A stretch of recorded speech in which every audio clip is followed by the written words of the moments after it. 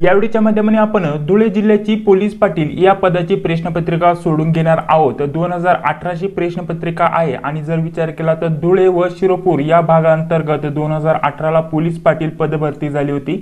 ती प्रश्नपत्रिका आज आपल्याकडे उपलब्ध झालेली आहे। तर त्या प्रश्नपत्रिकेचं सर्व स्पष्टीकरण तुम्हाला या व्हिडिओच्या माध्यमाने मी देण्याचा प्रयत्न करणार आहे। त्यासाठी नक्कीच या व्हिडिओला पूर्ण बघा, तुमच्यासाठी खूपच महत्त्वाचा व्हिडिओ असणार आहे। तर चला व्हिडिओचा वेळ वाया न घालवता या व्हिडिओला सुरुवात करूया। कसे प्रश्न आले होते, त्या प्रश्नांची उत्तरे काय होती, सविस्तर माहिती आजच्या या व्हिडिओच्या माध्यमाने आपण जाणून घेणार आहोत। तर त्यासाठी फक्त या व्हिडिओला पूर्ण बघा। तर बघा, पहिला प्रश्न काय दिलेला होता। आता सर्वात पहिल्यांदा आपण ही धुळे जिल्ह्याची प्रश्नपत्रिका सोडून घेत आहोत। यानंतर आपण नाशिक जिल्ह्याची पूर्ण एक प्रश्नपत्रिका आपल्याकडे आलेली आहे, ती स्पष्टीकरणासोबत सोडून घेणार आहोत मित्रांनो। बघा, आपला पहिला प्रश्न काय दिलेला आहे व्यवस्थित समजून घेऊया। जातीचे प्रमाणपत्र खालीलपैकी कोणत्या कार्यालयातून दिले जाते असा प्रश्न विचारला गेला होता। तर सांगा बरं या प्रश्नाचं योग्य उत्तर काय असायला पाहिजे। जातीचं जे प्रमाणपत्र असतं आपलं कास्ट सर्टिफिकेट ते कोणत्या कार्यालयातून दिलं जातं।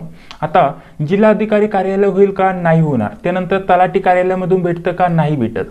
त्यानंतर पुढे जर विचार केला जात पडताळणी कार्यालय, आता इथं कास्ट व्हॅलिडिटी असते। आपलं जेव्हा जातीचं प्रमाणपत्र येतं त्याची आपण पडताळणी करून घेतो, म्हणजेच आपली व्हॅलिडिटी जात पडताळणी करून घेतो, तर तिथं ते केलं जातं, म्हणजे हेही ऑप्शन होणार नाही। आपल्या या प्रश्नाचं योग्य उत्तर काय असणार आहे, ऑप्शन क्रमांक बी म्हणजेच उपविभागीय अधिकारी कार्यालय, इथून तुम्हाला जातीचं प्रमाणपत्र दिलं जातं, म्हणजेच ऑप्शन क्रमांक 2 आपल्या या प्रश्नाचं योग्य उत्तर असणार आहे।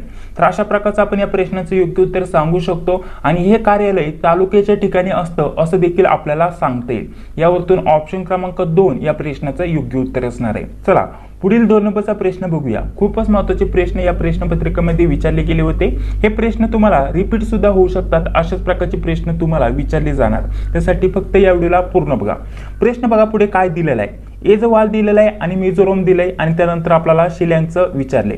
आता जर विचार केला मिझोरम, ठीक आहे, तर या राज्याची राजधानी आहे एजवाल, ठीक आहे, म्हणजेच ऑप्शन क्रमांक आपल्याला अशा प्रकारचं दिसत आहे, म्हणजेच आपल्याला राज्याची राजधानी विचारली तर आपल्याला सांगायचं इथं शिलांग ही कोणत्या राज्याची राजधानी आहे। तर आपल्याला ऑप्शन बी म्हणजेच मेघालय, मेघालय या राज्याची राजधानी काय आहे, शिलांग, ठीक आहे, म्हणजेच ऑप्शन क्रमांक आपल्याला बी या प्रश्नाचं योग्य उत्तर बघण्यासाठी भेटत आहे। समजलं आपल्याला या प्रश्नाचं योग्य उत्तर कसं आलं। सर्वात महत्त्वाचं म्हणजे हा जो राज्य आहे याची राजधानी ही दिलेली आहे, तर आपल्याला ही कोणत्या राज्याची राजधानी आहे ते आपल्याला विचारले, तर मेघालय या राज्याची राजधानी शिलांग आहे, त्यामुळे ऑप्शन क्रमांक बी या प्रश्नाचं आपलं योग्य उत्तर असणार आहे। समजलं या प्रश्नाला कसं सोडवलं, नसेल समजलं तर थोडासा व्हिडिओ मागे घ्या आणि पुन्हा बघा।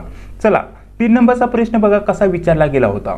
इथे आपल्याला गणित बुद्धिमत्ताचा प्रश्न आलेला आहे, तर हा प्रश्न कसा सोडवायचा आता जर म्हटलं तर बघा आपल्याला डायरेक्टली 3चा पाढ दिलेला आहे। 3 1 3 3 2 6 बरोबर, 3 3 9 3 4 12 3 5 15, म्हणजेच इथे काय येणार 15 येणार। त्यानंतर अशा प्रकारचा 18 21 24 हा 3चा पाढे पुढे चालेला आपल्याला दिसत असेल, म्हणजेच ऑप्शन क्रमांक जर म्हटलं तर 1 या प्रश्नाचं योग्य उत्तर असणार आहे। इथे काय येणार 15, म्हणजे 3चा पाढा फक्त इथं पूर्ण करायचा आहे। अशा प्रकारचे गणितामध्ये तुम्हाला सोपे सोपे प्रश्न विचारले जातात, ठीक आहे, समजून आलं। चला पुढे आता पुढे जर विचार केला तर बघा 4 नंबरचा प्रश्न आपल्याला विचारला गेलाय। महाराष्ट्रात एकूण किती जिल्हे आहेत, सांगा बरं महाराष्ट्रात किती जिल्हे आहे। वारंवार आपण ज्या नोट्स दिल्यात त्यामध्ये पण सांगितले आणि जिल्हे तालुके त्यानंतर आपल्याला प्रशासकीय विभाग किती आहे यावरती सुद्धा प्रश्न विचारला जाऊ शकतो। त्यानंतर नवीन झालेले ऍड जिल्हे कोणते त्यावरती सुद्धा तुम्हाला प्रश्न विचारला जाऊ शकतो। तर हे जे पॉइंट्स आहेत ते व्यवस्थित तुम्ही करून ठेवा आणि आपण आपल्या नोट्समध्ये सविस्तर तुम्हाला हे सर्व काही दिलेलं आहे। जर तुम्ही नोट्स घेतल्या नसतील तर नोट्स विषयी सविस्तर माहिती पुढे व्हिडिओमध्ये तुम्हाला भेटून जाणार आहे। तर महाराष्ट्रामध्ये आता सध्या जर विचार केला तर 36 जिल्हे आहेत, म्हणजेच ऑप्शन क्रमांक 1 या प्रश्नाचं योग्य उत्तर असणार आहे। मित्रांनो असं देखील तुम्हाला प्रश्न विचारला जाऊ शकतो की महाराष्ट्रात एकूण किती प्रशासकीय विभाग आहेत, तर प्रशासकीय विभाग किती आहेत 6 आहेत, हे आपल्याला माहिती असणं गरजेचं असणार आहे। आता यामध्ये आपल्याला असा सुद्धा प्रश्न विचारला जाऊ शकतो, एखाद्या प्रशासकीय विभागाचं नाव दिलं जाईल जसं की नाशिक झालं आणि नाशिक या प्रशासकीय विभागांतर्गत किती जिल्ह्यांचा समावेश होतो हे आपल्याला विचारले जाऊ शकतं। तर नाशिक या जिल्ह्याअंतर्गत नाशिक या प्रशासकीय विभागाअंतर्गत किती जिल्ह्यांचा समावेश होतो हे तुम्हाला सांगायला पाहिजे। अशा प्रकारचे प्रश्न तुम्हाला उलटून पालटून विचारले जातात, तर त्यावरती आपण आपल्या PDF मध्ये नोट्स मध्ये सविस्तर माहिती तुम्हाला दिलेलीच आहे। तर बघा आता हे प्रशासकीय विभाग कोणकोणते ते थोडक्यात मी तुम्हाला सांगून घेतो। यामध्ये कोकण विभाग झालं, त्यानंतर पुणे, नाशिक, छत्रपती संभाजीनगर झालं, अमरावती आणि नागपूर, अशा प्रकारचे हे 6 जे आहेत या विभागणे करण्यात आलेले आहेत। हे प्रशासकीय विभाग आपल्याला महाराष्ट्रामध्ये बघण्यासाठी भेटून जातील। प्रत्येक प्रशासकीय विभागांतर्गत काही जिल्ह्यांचा समावेश असतो आणि त्यामध्ये ते जिल्हे कॅल्क्युलेट केले जातात। अशा प्रकारचं हे आपल्याला माहिती असणं गरजेचं असणार आहे। चला त्यावरती आपण आपल्या नोट्स मध्ये सविस्तर काय माहिती दिलेली आहे, त्यामुळे वारंवार सांगण्याची काही गरज नाहीये। पुढील प्रश्न बघा काय दिलेला आहे, तापी नदीचा उगम कोठे होतो? ठीक आहे, तापी नदीचा उगम कोठे होतो असा प्रश्न विचारलाय। तर या प्रश्नाचं योग्य उत्तर असणार आहे, इथं व्यवस्थित दिसत नाही, हे वैतुल आहे, हे बैतूल आहे। ठीक आहे, बैतूल येथे तापी नदीचा उगम होतो। कुठे? बैतूल, म्हणजे ऑप्शन क्रमांक 1 या प्रश्नाचं आपलं योग्य उत्तर असणार आहे। समजून आलं तुम्हाला तापी नदीचा उगम कोठे होतो? बैतूल। हे बैतूल तर तुम्हाला समजून आलं, परंतु हे बैतूल कुठे आहे, नक्की कुठे उगम होतो? तर हे आहे मध्य प्रदेशमध्ये। ठीक आहे, मध्य प्रदेशातील बैतूल जिल्ह्यात सातपुडा पर्वत रांगेमध्ये मुलताई जवळ या तापी नदीचा उगम होतो। एवढी माहिती तुमच्यासाठी चांगलीच आहे। ठीक आहे, तापी नदीचा उगम कुठे होतो पुन्हा सांगतो, मध्य प्रदेश राज्यातील बैतूल जिल्ह्यामध्ये सातपुडा पर्वतरांगामध्ये मुलताई जवळ आपल्याला तापी नदीचा उगम झालेला बघण्यासाठी भेटतो। म्हणजे इथं ठिकाण महत्त्वाचं काय आहे? बैतूल हे आपल्याला लक्षात ठेवणं गरजेचं आहे। इथं ब आहे हे आपल्याला लक्षात ठेवायचं आहे। ठीक आहे, व नाही तो ब आहे। ठीक आहे, चला पुढे जर विचार केला तर बघा 6 नंबरचा प्रश्न कसा विचारला गेला होता। सोपे प्रश्न आले होते। 1 हेक्टर म्हणजे किती चौरस मीटर अशा प्रकारचा प्रश्न विचारला होता। तर सांगा 1 हेक्टर म्हणजे किती चौरस मीटर? तर या प्रश्नाचं योग्य उत्तर सांगण्याचा प्रयत्न करायचा आहे। तर आपल्या या प्रश्नाचं योग्य उत्तर काय असणार आहे? 10,000 चौरस मीटर, म्हणजे ऑप्शन क्रमांक 1 या प्रश्नाचं आपलं योग्य उत्तर असणार आहे 10,000 चौमी। ठीक आहे, ऑप्शन क्रमांक 1 या प्रश्नाचं योग्य उत्तर असणार आहे। तुम्हाला इथे समजून तर आलंय 1 हेक्टर म्हणजेच 10,000 चौरस मीटर हे आपल्याला समजून आलेलं आहे, परंतु उलटून प्रश्न विचारला जाऊ शकतो। त्यासाठी तुम्हाला हेही माहिती असणं गरजेचं आहे की 1 हेक्टर मध्ये, ठीक आहे, 1 हेक्टर मध्ये जर विचार केला तर 100 आर असतात। किती? 100 आर असतात। आणि 1 आर म्हणजे किती असा देखील प्रश्न विचारला जाऊ शकतो की 1 आर मध्ये किती चौरस मीटरचा समावेश असतो? तर 1 आर म्हणजेच 100 सांगा बरं काय? चौरस मीटर। ठीक आहे, चौरस मीटरचा समावेश असतो। 1 आर मध्ये 100 चौरस मीटरचा समावेश असतो आणि अशा प्रकारचे हे 100 आर म्हणजे 10,000 चौरस मीटर झाले आणि 10,000 चौरस मीटर म्हणजे 1 हेक्टर हे आपल्याला माहिती असणं गरजेचं आहे। हे सुद्धा कॅल्क्युलेशन तुम्हाला करता आलं पाहिजे, माहिती असणं गरजेचं असणार आहे।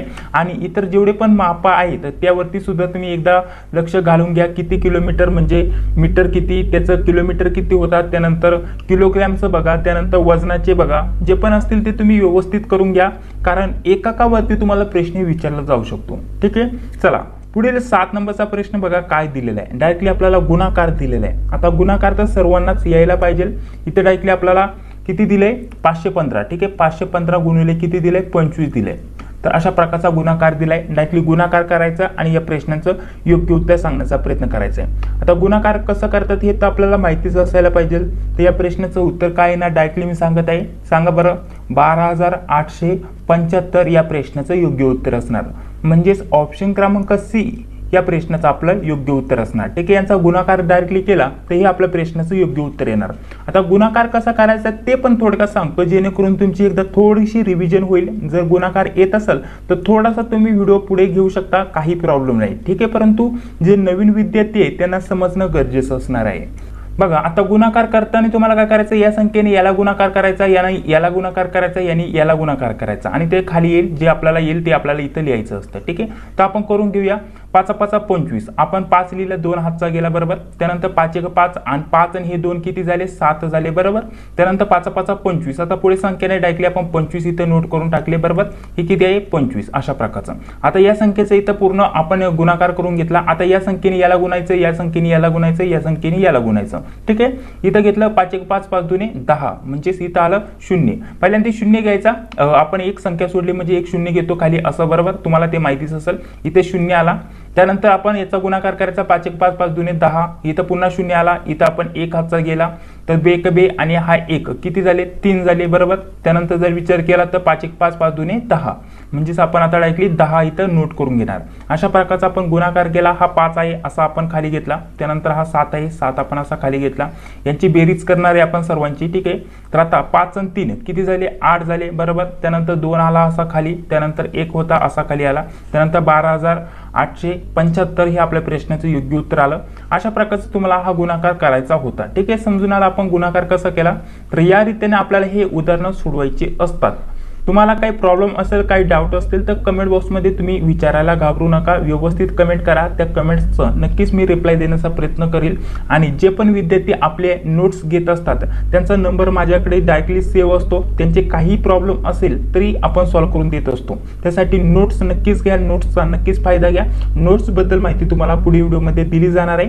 अभ्यासक्रमाला अनुसरून आपण या सर्व नोट्स तयार केलेले आहेत। पुढील प्रश्न काय दिलेला आहे 8 नंबरचा, एक गाडी 60 किलोमीटर प्रति तास वेगाने जात असेल तर 2 तासात ती गाडी किती अंतर कापेल असा प्रश्न विचारला गेलाय। तर या प्रश्नाचं उत्तर सर्वांनाच माहिती पाहिजे।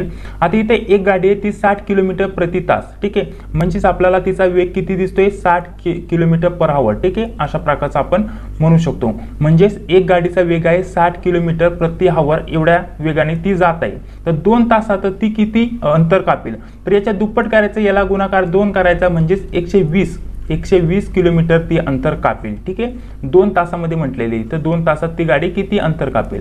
तर या प्रश्नाचं योग्य उत्तर असणार 120। एकदम साधं आणि सोपं कॅल्क्युलेशन तुम्हाला करायचं होतं। ऑप्शन क्रमांक बी या प्रश्नाचं योग्य उत्तर असणार आहे। समजून आलं तुम्हाला अशा प्रकारचं, हे ऑप्शन क्रमांक बी या प्रश्नाचं योग्य उत्तर असणार आहे। बघा पुढील आपला प्रश्न काय दिलेला आहे, 9 नंबरचा प्रश्न आपला चालू आहे। धुळे जिल्ह्याचे पालकमंत्री कोण आहेत, तर या प्रश्नाचं योग्य उत्तर आपलं काय असणार आहे, मग सांगा बरं। या प्रश्नाचं योग्य उत्तर असणार आहे 2018चा प्रश्न आहे, हेही आपल्याला विसरायचं नाहीये। 2018चे प्रश्न आपण सोडून घेत आहोत, आता 2023 चालू आहे। तर आपल्या या प्रश्नाचं योग्य उत्तर काय असणार आहे, ऑप्शन क्रमांक सी म्हणजेच श्री दादासाहेब भुसे हे 2018चे धुळे जिल्ह्याचे पालकमंत्री होते। आता तुम्हाला कमेंट बॉक्समध्ये 2023 चे सांगायचे, हे बदलले आहेत का की दुसरे आहेत कोणी सांगायचे तुम्हाला कमेंट बॉक्समध्ये, ठीक आहे। चला पुढील 10 नंबरचा प्रश्न बघा काय दिलेला आहे, व्यवस्थित समजून घ्या। धुळे जिल्हा परिषदेचे आपल्याला विद्यमान अध्यक्ष कोण आहेत ते आपल्याला सांगायचे, सांगा त्या प्रश्नाचं योग्य उत्तर। तर आपल्या या प्रश्नाचं योग्य उत्तर काय असणार आहे, श्री शिवाजीराव दहिते हे आपल्या प्रश्नाचं योग्य उत्तर असणार आहे। आता मित्रांनो आताचे काही लेटेस्ट आता जे पण अध्यक्ष आहे काही पदाचे नाव मी तुम्हाला सांगत आहे आणि आता धुळे जिल्ह्यामध्ये ते कार्यरत आहे 2023 मध्ये, त्यांच्याविषयी माहिती सांगत आहे मित्रांनो। आता इथे मी पदाचं नाव सांगतोय आणि त्यानंतर तुम्हाला त्या पदावरती सध्या कोण आहे, त्याचे अध्यक्ष कोण आहे त्याविषयी थोडक्यात माहिती सांगतो आणि डिटेलमध्ये आपण आपल्या नोट्समध्ये ते सर्व काही माहिती उपलब्ध करून देण्याचा प्रयत्न करतच असतो। आता जर विचार केला जिल्हा परिषद धुळे विषयी आपण बोलत आहोत, यामध्ये जर विचार केला तर आता सध्या जिल्हा परिषद अध्यक्ष कोण आहेत धुळे जिल्ह्याचं, तर आपल्याला माहिती पाहिजे श्रीमती कलाबाई युवराज भिल ठाकरे, असं आपल्याला कंसामध्ये ठाकरे नोट केलेले आहे। अशा प्रकारचा आपण समजू शकतो। प्रकारचे तुम्हाला प्रश्न विचारले जातात। आता 2023 मध्ये धुळे जिल्ह्यातील कोणत्या कामावरती कोणती व्यक्ती आहे, नाही तर कोणत्या कामासाठी कोणता अध्यक्ष आहे, पदाचं नाव आणि त्या व्यक्तीचं नाव मी तुम्हाला सांगत आहे, थोडक्यात तुम्ही नोट करून घेऊ शकता। मी तोंडाने सांगत आहे परंतु तुम्ही थोडक्यात तुमच्या भाषेमध्ये हे नोट करून घेऊ शकता। तर बघा आता धुळे जिल्हा परिषद याविषयी माहिती देत आहे, कोणत्या पदावरती कोणता व्यक्ती आहे, तर आपल्याला जिल्हा परिषद अध्यक्ष कोण आहे असं विचारलं जाऊ शकतं। धुळे जिल्ह्याविषयी फक्त सांगत आहे, ठीक आहे, धुळे जिल्हा हे आपण नोट करून घेऊ शकता जर तुम्ही धुळे जिल्ह्यासाठी अर्ज केला असेल तर। मी तुम्हाला सांगत आहे जिल्हा परिषद अध्यक्ष कोण आहे धुळे जिल्ह्याचा, तर आपल्याला सांगता येईल श्रीमती कलाबाई युवराज भिल आणि कंसामध्ये ठाकरे असं आपल्याला सांगता येईल। पुन्हा सांगतोय अध्यक्ष कोण आहे श्रीमती कलाबाई युवराज भिल म्हणजेच ठाकरे या धुळे जिल्ह्याच्या जिल्हा परिषद अध्यक्षा आहेत असं आपल्याला सांगता येईल। 2 नंबरचं सांगत आहे मी फक्त तोंडाने सांगत आहे, तुम्ही नोट करून घेऊ शकता। आता पुढे जर विचार केला आपल्याला असा प्रश्न विचारला जाऊ शकतो अर्थ व बांधकाम समितीचे अध्यक्ष कोण आहेत, नाही तर उपाध्यक्ष कोण आहेत, ठीक आहे। तर या प्रश्नाचं उत्तर काय असणार आहे श्री सुभाष शिवाजी देवरे हे आहेत। हे कोणत्या समितीचे नाही तर कोणत्या पदासाठी इथं काम करतात, कोणत्या पदावरती बसलेले आहेत तथा आपल्याला सांगता येईल उपाध्यक्ष तथा जे सभापती असतात अर्थ व बांधकाम समितीचे तेथील आपल्याला हे महत्त्वाचे व्यक्ती बघण्यासाठी भेटतील, ते सध्या त्या पदावरती बसलेले आहेत। त्यांचं पूर्ण नाव सांगतो श्री सुभाष शिवाजी देवरे हे त्यांचं नाव आहे, ठीक आहे।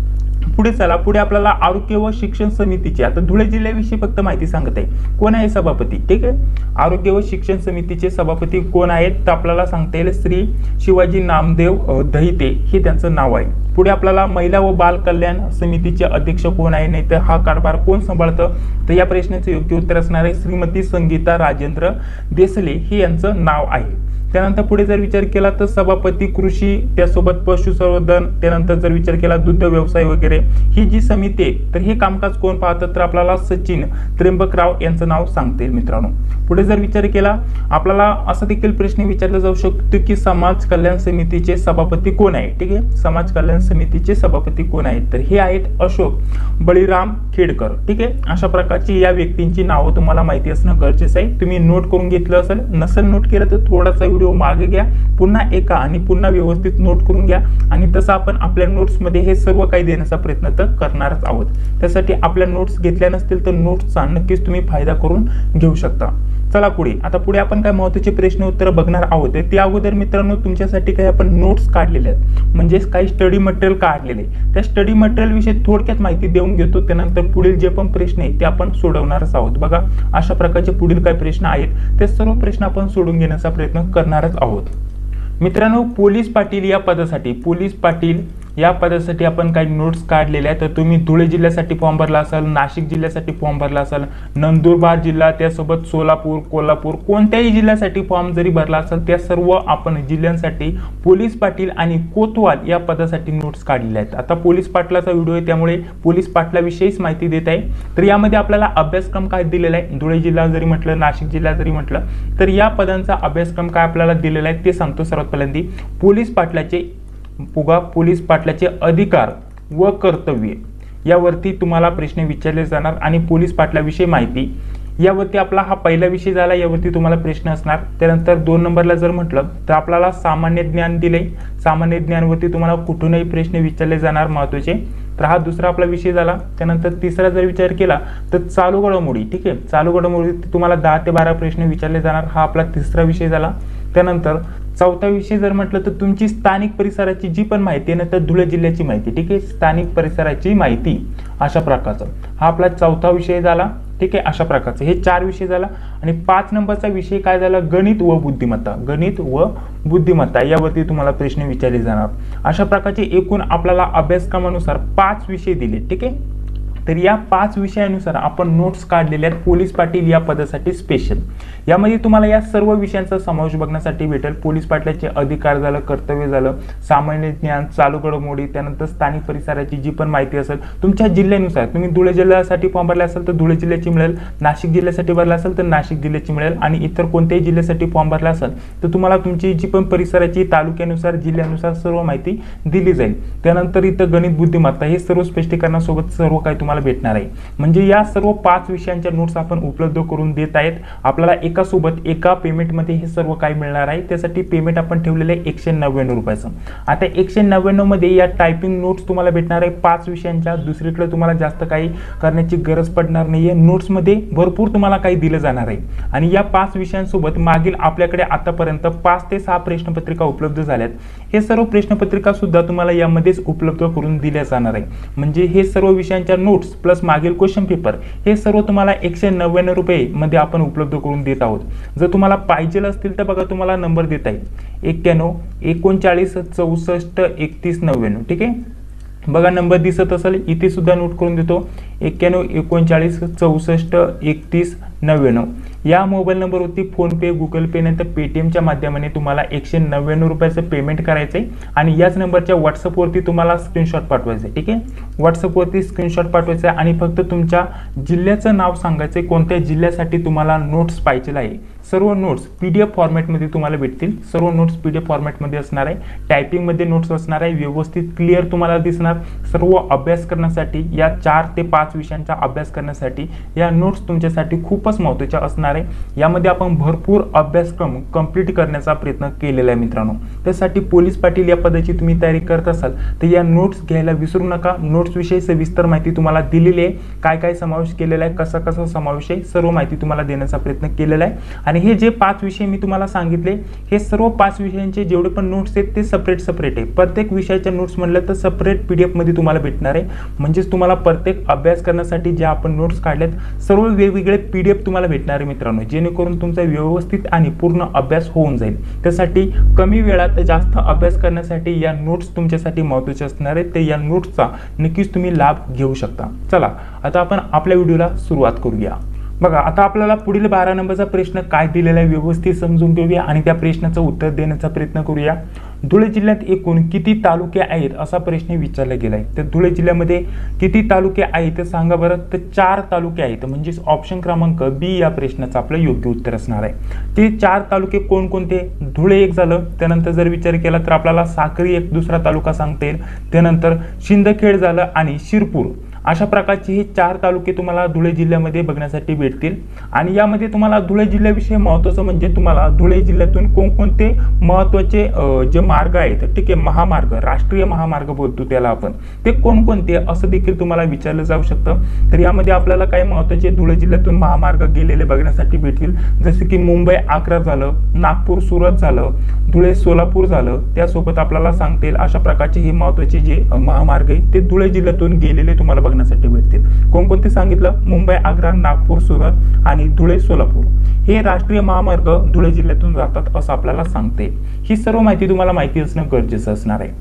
पुढील प्रश्न बघा काय दिलेलं आहे। धुळे जिल्ह्याचे इथं काय दिलेलं आहे? विद्यमान पोलीस अधीक्षक कोण आहे? आता 2018 नुसार इथं प्रश्न विचारला गेलाय मित्रांनो, ठीक आहे। धुळे जिल्ह्याचे आपल्याला काय विचारलं होतं? आपल्याला पोलीस अधीक्षक, ठीक आहे, अधीक्षक कोण आहेत असा प्रश्न विचारला गेला होता। तर मित्रांनो हा 2018चा प्रश्न आहे, ठीक आहे। 2018चा तर या ज्या विद्यार्थ्याने माझ्याकडे प्रश्नपत्रिका पाठवलेली आहे त्याने याचं उत्तर दिलेलं आहे श्री विश्वास पांढरे, ठीक आहे। तर हे 2018चे पोलीस अधीक्षक होते असं म्हणणं आहे। आता हा प्रश्न तर तुम्हाला रिपीट होणार नाहीये, तुम्हाला डायरेक्टली 2023चा विचारला जाणार। तर 2023 विषयी थोडक्यात माहिती सांगतो। महत्त्वाचं म्हणजे तुम्हाला धुळे जिल्ह्याचे जिल्हाधिकारी कोण आहे असा प्रश्न विचारला जाऊ शकतो। काय? धुळे जिल्ह्याचे, ठीक आहे, धुळे जिल्ह्याचे जिल्हा अधिकारी, ठीक आहे, धुळे जिल्ह्याचे जिल्हा अधिकारी कोण आहे असा प्रश्न शक्यता विचारला जाऊ शकतो। तर या प्रश्नाचं योग्य उत्तर काय असणार आहे? अभिनव गोयल, ठीक आहे, अभिनव, नोट करून घ्या, मी फक्त सांगत आहे शॉर्ट फॉर्म मध्ये, अभिनव गोयल, ठीक आहे, गोयल हे जे आहेत धुळे जिल्ह्याचे जिल्हाधिकारी आहेत असं आपल्याला सांगता येईल 2023 चे, आताचे, ठीक आहे। आता इथं जर विचार केला तर आपल्याला इथं प्रश्न काय विचारला? धुळे जिल्ह्याचे आपल्याला विद्यमान पोलीस अधीक्षक कोण आहेत असा प्रश्न विचारलाय। आता मी आपल्याला 2018चं तर सांगत नाहीये, परंतु 2023चं सांगतो कारण हे महत्त्वाचं आहे तुमच्यासाठी, ठीक आहे। 2023चा जर विचार केला तर चिन्मय पंडित, ठीक आहे, चिन्मय पंडित, चिन्मय पंडित हे जे आहेत 2023चे आपल्याला सांगता येईल पोलीस अधीक्षक आहेत धुळे जिल्ह्याचे, ठीक आहे। चिन्मय पंडित हे आपल्याला लक्षात ठेवायचे, नंतर नोट करून घ्यायचे। चला यामध्ये आपल्याला ते ऑप्शन दिसत नाहीये कारण 2018ची प्रश्नपत्रिका आहे आणि यांची नियुक्ती केव्हा झाली होती आपल्याला 2021-22 मध्ये झालेली बघण्यासाठी भेटेल। त्यासाठी हे अशा प्रकारचे तुम्हाला प्रश्न विचारले जातात, या प्रश्नांवरती तुम्ही व्यवस्थित ध्यान द्यायचं मित्रांनो, यावरती तुम्हाला जास्तीत जास्त प्रश्न विचारले जाऊ शकतात। पुढे बघा आता आपल्याला पुढील 13 नंबरचा प्रश्न काय विचारला गेलाय। तुमचे काय डाऊट असतील, माझ्याकडून काही चुकी झाली असेल तर कमेंट बॉक्समध्ये सांगायला विसरू नका, जेणेकरून जे बाकीचे व्हिडिओ बघतात त्यांना सुद्धा समजून येईल। शक्यता मी चुकी होऊन देत नाही, परंतु झालीच, कारण सर्व मानतो कोण चुकी तर होतेच, झाली काही चुकी तर कमेंट बॉक्समध्ये सांगायला विसरू नका, कारण जेवढं होईल तेवढं मी तुम्हाला सांगण्याचा प्रयत्न करत असतो। त्यासाठी फक्त चॅनलवरती पहिल्यांदा आला असेल तर या व्हिडिओला सर्वात पहिल्यांदा लाईक करा आणि चॅनलवरती पहिल्यांदा आला असेल तर चॅनलला सबस्क्राईब करून घ्या, ठीक आहे। चला पुढील प्रश्न बघा काय दिलेला आहे आपल्याला। 2018ला प्रश्न आलेला आहे, महाराष्ट्र राज्याचे इथं विद्यमान महसूल मंत्री कोण आहे? आता विद्यमान हा जो शब्द आहे इथे पण विद्यमान आला, इथे पण विद्यमान आला आणि अजून एक प्रश्न बघितला तिथे पण विद्यमान शब्द आलेला आहे। तर हे विद्यमान शब्दाचे एवढं तुम्ही घेऊन बसू नका, डायरेक्टली इथं महाराष्ट्र राज्याचे महसूल मंत्री कोण आहे। आता हा विद्यमान म्हणजे तिथे एक मान दिलेला आहे, त्यांना मान देणारा शब्द इथं वापरलाय, बाकी काही नाही, ठीक आहे। तर यामध्ये काही जे विद्यार्थी आहेत ते कन्फ्यूज होऊ शकतात, तर हे धरूच नका, डायरेक्टली महसूल मंत्री कोण आहे असं सुद्धा तुम्ही धरू शकता आणि त्यावरतून प्रश्नाचं उत्तर काढू शकता, जेणेकरून हे जे आपल्याला फसवणारे शब्द आहे असं आपण समजून चालू शकता। तर बघा आपल्याला काय प्रश्न आलेला आहे, महाराष्ट्र राज्याचे महसूल मंत्री कोण आहेत? तर बघा या प्रश्नाचं आता उत्तर काय असणार आहे, आता उत्तरामध्ये आपण ज्या व्यक्तीचं नाव सांगतो त्याच्या पुढे विद्यमान शब्द येतो, ठीक आहे। विद्यमान राधाकृष्ण विखे पाटील। आता 2023 चं सांगतो डायरेक्टली, यामध्ये 2023 महत्वाचं आहे। मागील क्वेश्चन पेपरचं तुम्हाला काय देणं घेणं नाही, ती 2018 होऊन गेले, यामध्ये जे प्रश्न आहे आणि त्याचं उत्तर जे असायचं ते वेगळं असणार आहे आणि 2023 ते वेगळं असणार आहे। त्यामुळे 2018चं सांगत बसत नाहीये, डायरेक्टली 2023चं सांगतो, ठीक आहे। आता ज्या विद्यार्थ्यांनी पाठवलं तेव्हा इथं आपल्याला याचं उत्तर हे दिसत होतं, परंतु 2023चा जर विचार केला, महाराष्ट्र राज्याचे विद्यमान महसूल मंत्री कोण आहे। आता विद्यमान शब्द हा कुठे वापरला जातो, ज्या पण मंत्र्याचं नाव असेल, जसं की 2023चं मी तुम्हाला सांगतो तर यांचं नाव काय आहे, राधाकृष्ण विखे पाटील, ठीक आहे। राधाकृष्ण विखे पाटील। तर यांना आपण पूर्ण म्हणजे जो मान दिला जातो त्यासोबत म्हणताना काय म्हणणार, विद्यमान राधाकृष्ण विखे पाटील, अशा प्रकारचा याचा उल्लेख केला जातो।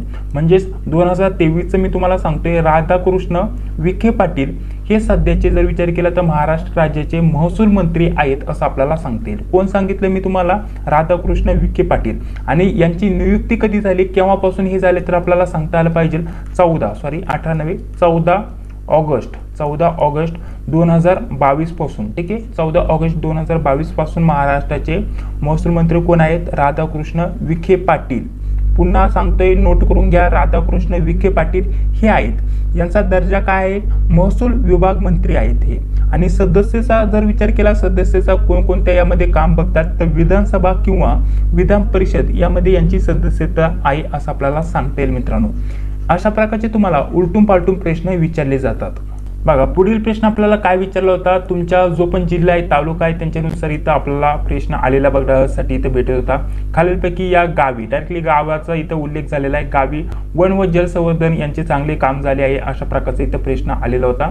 तर या प्रश्नाचं उत्तर काय होतं आपल्याला सांगता येईल, इथं बारीपाडा का काहीतरी नाव दिलेलं व्यवस्थित वाचता येत नाहीये, ठीक आहे। वारीपाडा बारीपाडा अशा प्रकारचं नाव आहे, अशा प्रकारचं या प्रश्नाचं योग्य उत्तर असणार आहे। हे एक गावाचं नाव आहे, ठीक आहे। अशा प्रकारचं या प्रश्नाचं योग्य उत्तर असणार आहे। आता यामध्ये तुम्हाला लेटेस्ट प्रश्न उत्तर बघण्यासाठी भेटतील।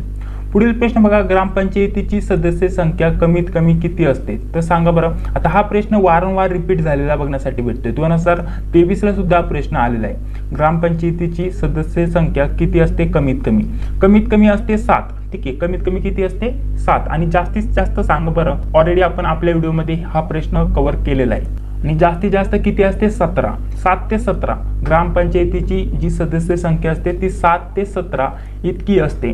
जे आपल्याला कशावरती बघण्यासाठी भेटतं, गावातील जी पण लोकसंख्या असते त्यावरती ही सदस्य संख्या बघण्यासाठी भेटते आणि ही 7 ते 17 म्हणजेच कमीत कमी 7 आणि जास्तीत जास्त 17 पर्यंत असू शकते, अशा प्रकारचं आपल्याला सांगते। बघा पुढील प्रश्न काय दिलेला आहे, तलाठ्यांच्या कार्यालयास काय म्हणतात अशा प्रकारचा प्रश्न विचारला गेलाय। तर याला काय म्हणतात, सज्जा म्हणतात, ठीक आहे, सज्जा नाही तर साजा म्हणतात, ठीक आहे, साजा।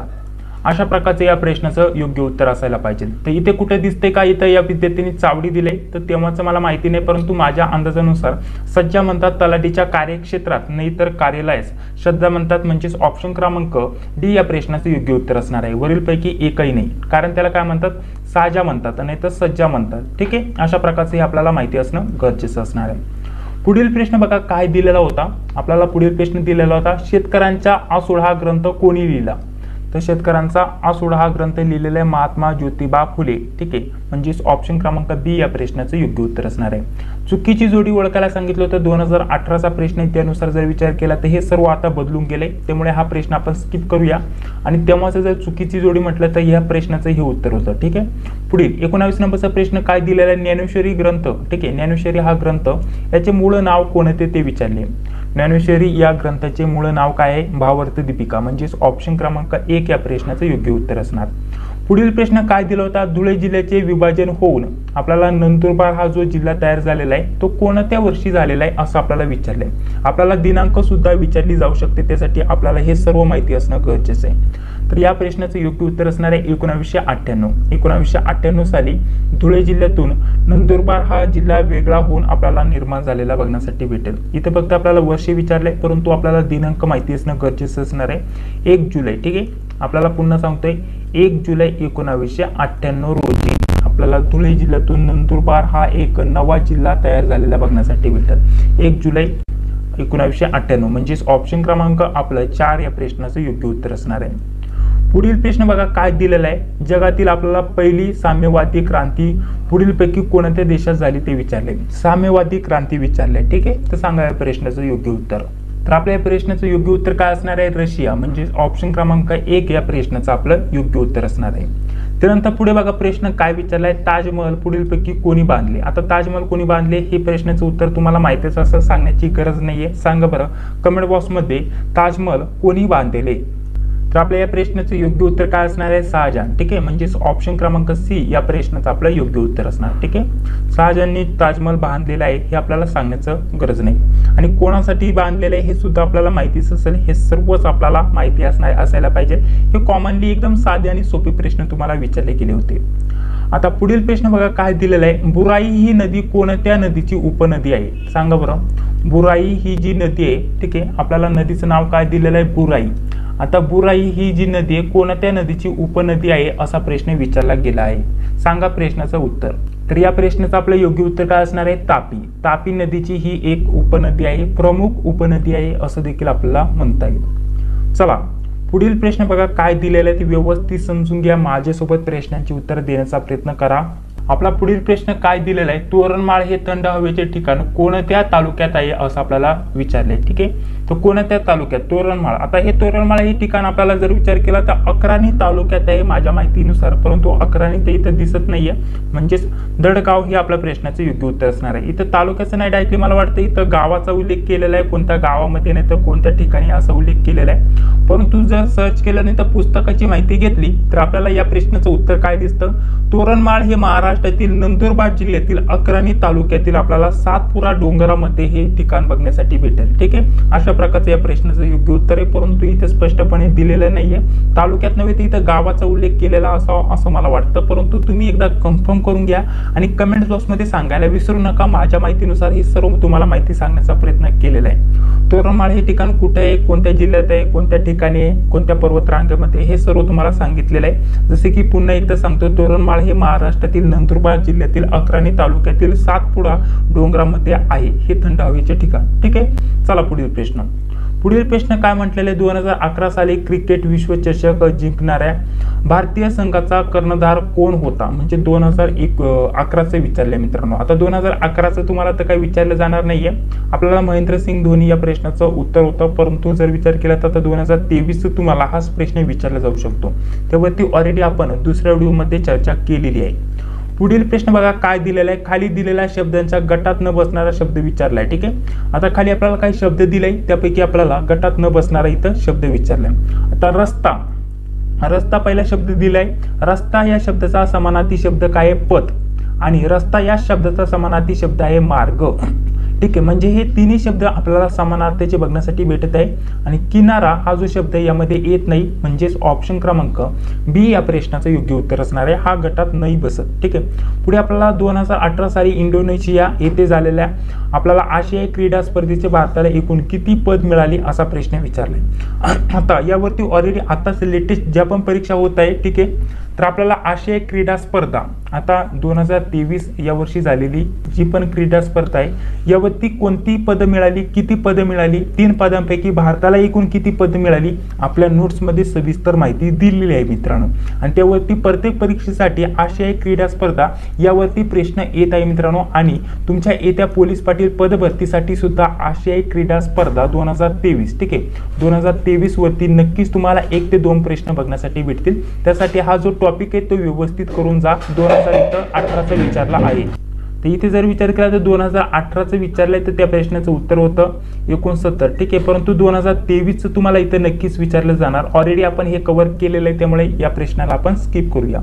पुढील प्रश्न काय दिलेला आहे, सरपंच आपल्या पदाचा राजीनामा कोणाकडे देतो. सांगा बरं या प्रश्नाचं उत्तर. तर आपल्या या प्रश्नाचं योग्य उत्तर काय असणार आहे, ऑप्शन क्रमांक सी, पंचायत समिती सभापती यांच्याकडे सरपंच आपला राजीनामा देतो असं आपल्याला सांगता येईल मित्रांनो, ठीक आहे. चला पुढील प्रश्न बघा कसे विचारले गेले होते। आता हा व्हिडिओ भरपूर लांब झालेला आहे, डिटेलमध्ये माहिती देण्याचा प्रयत्न करतोय। आपला या व्हिडिओचा दुसरा भाग लवकरच येणार आहे मित्रांनो।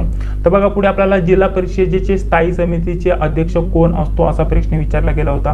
पुढे डॉक्टर बाबासाहेब आंबेडकर यांचा जन्म खालीलपैकी कोठे झालेला आहे असं आपल्याला विचारलं होतं। हे सर्व प्रश्न आपण पुढील भागामध्ये सोडूनच घेणार आहोत। त्यानंतर अंदमान निकोबार यावरती आपल्याला प्रश्न आला होता। त्यानंतर जर विचार केला भाषेला अजिबात भाषा, आता कोणत्या भाषेला अभिजात भाषेचा दर्जा मिळाला नाहीये, तर मराठी या प्रश्नाचं योग्य उत्तर असणार आहे। बाकीच्या भाषांना मिळाला आहे, ठीक आहे। पुढे जर विचार केला तर अशा प्रकारचे काही प्रश्न आले होते। पुढे जर विचार केला तर बघा योजनेवरती इथं प्रश्न आला होता। पुढे स्वराज्य, त्यानंतर खालीलपैकी गटात, आणि त्यानंतर या टाईपचे प्रश्न आले होते, तुम्ही स्क्रीनवरती बघू शकता। एका रांगेत 51 विद्यार्थी आहे, गणिताचा प्रश्न आहे मित्रांनो। हे सुद्धा प्रश्न आपण सोडून घेणार आहोत। पुढे जर विचार केला तर आपल्याला इथं जर विचार केला प्रश्न चिन्हाच्या जागी काय येईल ते सांगायचं होतं। या टाईपचे प्रश्न आपण भरपूर सोडवलेत आणि पुढे सुद्धा व्हिडिओमध्ये आपण हे सर्व दुसऱ्या भागामध्ये हे प्रश्न सोडून घेणार आहोत। बघा पुढे गणिताचं जर म्हटलं तर अशा प्रकारचे उदाहरणं तुम्हाला विचारले गेले होते, हे सर्व आपण सोडून घेणार आहोत। त्यानंतर इथं अक्षरमालावरती प्रश्न आला होता, हे सर्व आपण स्पष्टीकरणासोबत तसे तर आपल्या नोट्समध्ये सुद्धा दिलेत। त्यानंतर इथं दिलाय गुलाब तालवा, त्यानंतर तटवा, त्यानंतर जर विचार केला तर उंट, त्याचं काय असणार आहे अशा प्रकारचं याविषयी इथं आपल्याला प्रश्न आला होता। त्यानंतर हे प्रश्न एका सांकेतिक भाषेत असे लिहितात तर हे पुढे कसे लिहिले जाईल याविषयी इथं माहिती विचारली होती। हे सर्व आपण सोडून घेणारच आहोत। पुढे बघा अशा प्रकारचे भारताचे सध्याचे राष्ट्रपती विचारले होते, तेव्हाचा प्रश्न होता। त्यानंतर जर विचार केला तर या अशा प्रकारचे प्रश्न तुम्हाला बघण्यासाठी भेटले होते। धुळे जिल्हा कोणत्या महसूल विभागात येतो अशा प्रकारचा प्रश्न विचारला होता। तर आपल्याला सांगितलं ना प्रादेशिक विभाग, ठीक आहे। तर या प्रश्नाचं उत्तर असणार नाशिक। चला पुढे अशा प्रकारचे प्रश्न तुम्हाला बघण्यासाठी भेटले होते। बघा हे सर्व तुम्हाला जे प्रश्न दिसत आहे सर्व आपण पुढील भागामध्ये सोडून घेणार आहोत। तसं आपण हे सर्व प्रश्न बहुतेक आपल्या नोट्समध्ये कव्हर केलेले आहेत, तर नोट्सचा नक्कीच तुम्ही फायदा घेऊ शकता। या व्यतिरिक्त तुमचे काही प्रश्न असतील तर कमेंट बॉक्समध्ये सांगायला विसरू नका। या व्हिडिओच्या माध्यमाने जवळपास आपण 29 ते 30 प्रश्न कव्हर करण्याचा प्रयत्न केलेला आहे मित्रांनो। बाकीचे जे राहिलेले प्रश्न आहेत ते सर्व आपण पुढील भागाच्या माध्यमाने बघण्याचा प्रयत्न करणार आहोत। तसं तुम्हाला या प्रश्नपत्रिका वगैरे पाहिजे असतील, बाकीचे आपले स्टडी मटेरियल पाहिजे असेल तर नोट्समध्ये हे सर्व काही तुम्हाला दिले जाते मित्रांनो। तर अशा प्रकारची धुळे जिल्ह्याची प्रश्नपत्रिका आहे मित्रांनो। पहिला भाग आपण बघितलेला आहे, दुसरा भाग लवकरच या चॅनलवरती तुम्हाला भेटून जाईल। त्यासाठी चॅनलवरती पहिल्यांदा आला असेल तर चॅनलला सबस्क्राईब करून घ्या, जी बेल येते तिला क्लिक करून घ्या, जेणेकरून मी जेव्हा आपण व्हिडिओ अपलोड करतो त्या व्हिडिओची नोटिफिकेशन तुम्हाला लगेच भेटून जाईल। सोबतच ज्या आपण नोट्स सांगितल्या त्या नोट्सचा नक्कीच तुम्ही फायदा घ्या, खूपच महत्त्वाच्या नोट्स असणार आहे। तर चला भेटूया पुढील व्हिडिओमध्ये। जय हिंद, जय महाराष्ट्र।